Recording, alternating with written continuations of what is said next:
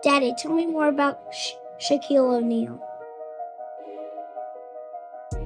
August, Shaquille O'Neal was bigger, stronger, louder, funnier, more dominant than anyone you've ever seen. But behind all that, there's a real story, a story of pain, power, and purpose.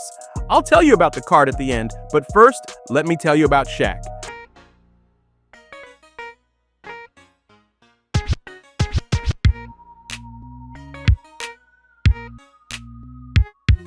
And like and subscribe to the video now. Now back to the story. Shaquille Rashawn O'Neal was born in the tough streets of Newark, New Jersey. His biological father was in and out of prison. By age 2, he was out of the picture. Shaq's real father was gone, but his stepfather, Sergeant Phillip Harrison, stepped in. A military man, tough as nails. He raised Shaq with structure, respect, and responsibility. By 13, Shaq was already 6'6". And by high school, he was dunking, dominating, and dreaming of the NBA. Shaq went to LSU, where he was a beast. He averaged over 20 points and 14 rebounds a game. You couldn't stop him. You could only hope the backboard survived. In 1992, the Orlando Magic took him #1 overall. He made an impact from day one. He wasn't just dunking, he was destroying rims, literally shattered glass, bent stanchions. The NBA had to reinforce hoops because of Shaq.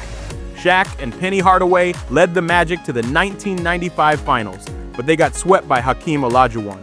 Shaq learned the cost of inexperience, but he also saw what it took to be a champion.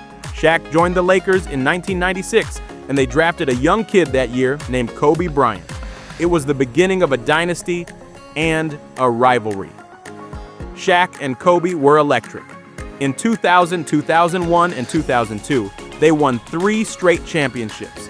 Shaq was Finals MVP all 3 times. That 2000 Finals, Shaq averaged 38 points and 16 rebounds. It was one of the most dominant performances in NBA history, but it wasn't all smooth. Shaq wanted respect, Kobe wanted the keys. Their relationship, complicated, like brothers, fighting for control. Eventually, the Lakers chose Kobe. Shaq was traded to Miami, and just like that, the dynasty was over. But Shaq wasn't done. He teamed up with a young Dwayne Wade in Miami. In 2006, they won it all. Shaq got his 4th ring and proved he could win without Kobe.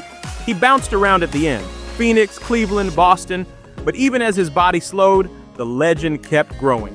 Oh, and did I mention, Shaq could rap. His debut album, Shaq Diesel, went platinum. Tracks like I Know I Got Skills and You Can't Stop the Rain were legit hits when I was in high school. He even had collabs with Biggie. Shaq wasn't just an athlete, he was a full-blown entertainer. After retiring in 2011, Shaq joined inside the NBA. And just like on the court, he dominated alongside Charles Barkley, Kenny, Ernie Johnson, and the crew. He brought laughs, insight, and always kept it real. But behind the humor, a businessman. Shaq owns restaurants, gyms, car washes, you name it. He turned charisma into an empire. Shaq's legacy isn't just about stats, it's about presence. He was 7'1" with a heart to match. And when Kobe passed, Shaq's grief reminded us all. They were brothers always. In this card, this is a 2018 Panini Noir Shadow Signatures autograph card, numbered 4 out of 99, signed by Shaq.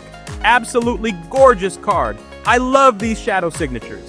They isolate the player in a simple background and show their raw power and majesty.